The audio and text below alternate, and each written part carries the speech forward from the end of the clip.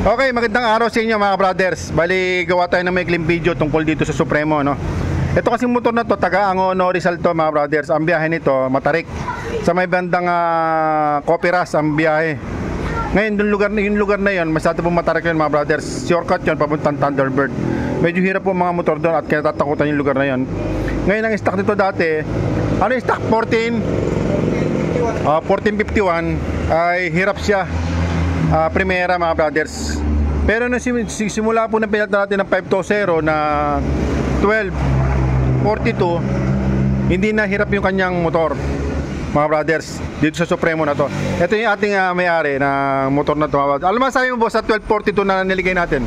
Sa 1242 ngayon ayos, legit talaga. Legit ano, kasi iba kasi parehas lang daw yung 428 sa 520. Hindi po totoo yan mga brothers, kasi po ang ating 520 malaki po yan mga brothers. Hindi natin pwede ikumpara sa 428, kasi yung 428 na 42 napakaliit lang po nun.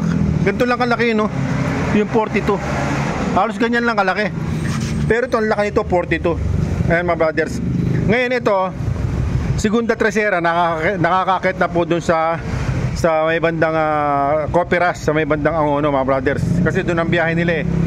Itong ating subscriber na Supremo. Ngayon itong kabila mga brothers, yung stock niya hirap din po mga brothers. Ito, bali ang gagawin natin dito ay papalitan natin, kasi sa kanila naman sa Binangonan, sa mabuhay mga brothers, medyo hirap to na Brad. Hirap to sa kakyatan, ano? Opo. Medyo hirap sa akyatan to. Ngayon, ang nire-recommend ko po dito sa Supremo natin mga brothers, ito, ang lalagay naman natin sa kanya 1244, kasi mas matarik dito sa kanila lugar nila, at saka walang buwelo talaga.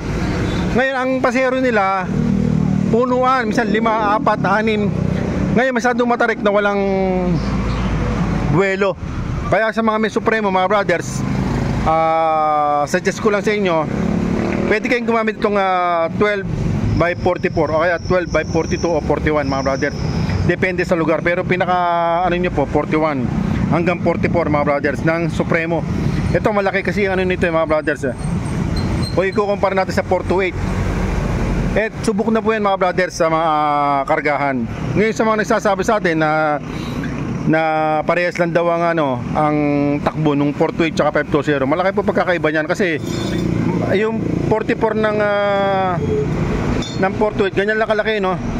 Ngayon kung isasabak natin sa kargahan at saka sa akyatan, mahirapan pumakana natin, mauubos yung ating clutch lining, masisira pa yung clutch housing natin.